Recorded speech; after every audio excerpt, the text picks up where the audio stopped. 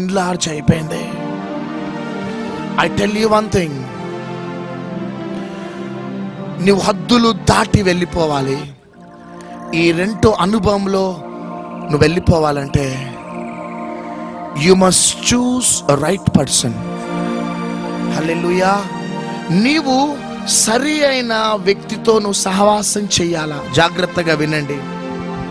మన జీవితంలో మన దర్శనం ఎన్లార్జ్ కావాలంటే నీవు అనుకూలమైన వ్యక్తితో నువ్వు సహవాసం చేయాలి. చేయి పైకెత్తి చెప్పట్లు కొట్టండి. కొంతమంది మన దర్శనాన్ని చంపేసేవారు వస్తారు, కొంతమంది మన దర్శనాన్ని బంధించేవారు వస్తారు, కొంతమంది మన దర్శనానికి జీవం పోసేవారు వస్తారు. చేతుల పైకెత్తి చప్పట్లు కొట్టండి అంత గట్టిగా. వాళ్ళని ప్రేమించాలా, వాళ్ళకి మర్యాద ఇవ్వాలా, కానీ వాళ్ళతో మనం అంటు కట్టబడద్దు ప్లీజ్. ఎందుకంటే నీ అంతరంగంలో ఏ బర్నింగ్ డిజైర్ ఉన్నదో వాళ్ళని చంపేస్తారు ఆ దర్శనాన్ని. నీ అంతరంగంలో ఏ మంట ఉన్నదో ఆ ప్రజలు ఏం చేస్తారంటే, క్రైస్తవులే సేవకులే, వారు ఏం చేస్తారంటే దాన్ని బంధించేస్తారంతే. వాళ్ళలో ఉన్న మొదటి అనుభవం కలిగిన ఆత్మ ఏం చేసేస్తుందంటే నీలో ఉన్న ఆ మంట కలిగిన ఆత్మను డామినేట్ చేసేస్తుంది. ఆగిపోతావంతే, కదలవిక. అందుకనే పరిసయ్యులు సద్దుకాయలను చూసి యేసుక్రీస్తు ప్రభు ఏమంటాడంటే,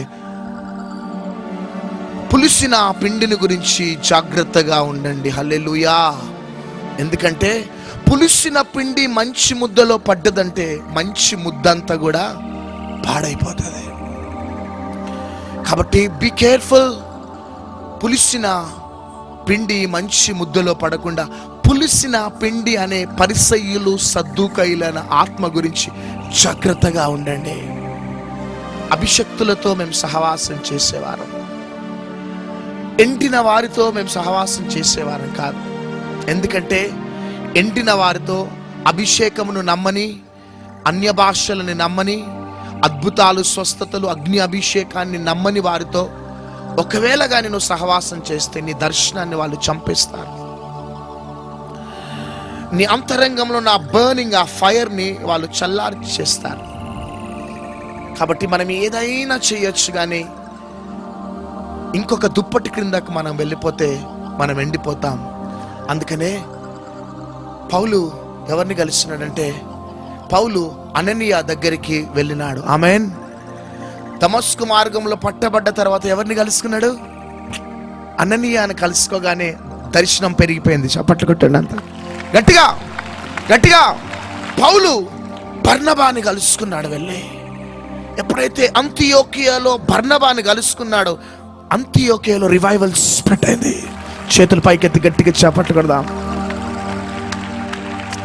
అంతియోకియాలో అట్లట్లట్లట్ల రివైవల్ ఉండే, కానీ ఎప్పుడైతే బర్నబాతో టైఅప్ అయిపోయినాడో పౌలు, అంతియోకియాలో ఒక రివైవల్ స్ప్రెడ్ అయింది. చేతుల పైకెత్తి గట్టిగా చప్పట్లు కొడదాం. అందుకనే కొరింథీయులకు రాసిన 2వ పత్రిక 7వ అధ్యాయం 6వ వచనంలో పౌలు తీతుకు కలుస్తాడేమో అని ఆశతో ఉంటాడు. ఎప్పుడైతే తీతుకు టైటస్ కలవగానే తన అంతరంగంలో బలం వచ్చేస్తుంది. చప్పట్లు కొడదామంతా. రూతు ఎప్పుడైతే బోయాజును కలిసిందో రూతు యొక్క చరిత్ర మారిపోయింది. మనము కలవవలసిన వారితో కలిస్తే మన అనాయింటింగ్ లెవెల్స్ అన్ని కూడా మల్టిప్లై అవుతూ ఉంటాయి. కానీ మనం ఎంటిన వారితో ఒకవేళ మనం సహవాసం చేసి ప్రేమించాలి, క్రీస్తుని బట్టి ప్రేమించాలి, కానీ ఈ విషయంలో కానీ మనం సీరియస్ స్టెప్ తీసుకోకపోతే మనం ఎండిపోతాం. మన దర్శనం ఏమైపోతుందంటే ఆ చన్నగిల్లిపోతుంది, బలహీనమైపోతుంది. కాబట్టి సెకండ్ రాంగ్ ఐడియా ఏంటిదంటే, మొదటిసారి బాప్తిజం తీసుకోగానే నేను దేవుని యొక్క ఆత్మ నా మీద ఉన్నది కదా, మరలా రెండోసారి అభిషేకించబడటం ఏంటిదంటే, రెండోసారి ఈ అనుభవం నిన్నేం చేస్తుందంటే నీ దర్శనాన్ని ఎన్లార్జ్ చేస్తుంది. చేతుల పైకెత్తి గట్టిగా చేపట్లు కొట్టాలా. నీకు తెలియకుండానే నీలో నుంచి పరిశుద్ధాత్మ దేవుడు బలమైన కార్యాలు చేస్తూ ఉంటాడు. ఆమేన్. హల్లెలూయా. పేతురు మేడ గదిలో మేడ మీద ప్రార్థన చేస్తుంటే సడన్ సడన్గా దేవదూత వచ్చి you must go to Italy. Amen. నీవు ఆ కొర్నేలి దగ్గరికి వెళ్ళిపోయి అక్కడ ఒక రివైవల్ మీటింగ్ పెట్టాలా. హల్లెలూయా. ఎప్పుడైతే సమరయ ప్రాంతంలో బలమైన రివైవల్ స్ప్రెడ్ అవుతుంటే సడన్ గా దేవుని ఆత్మ ఫిలిప్పుని ఎక్కడికి తీసుకుని వెళ్ళింది?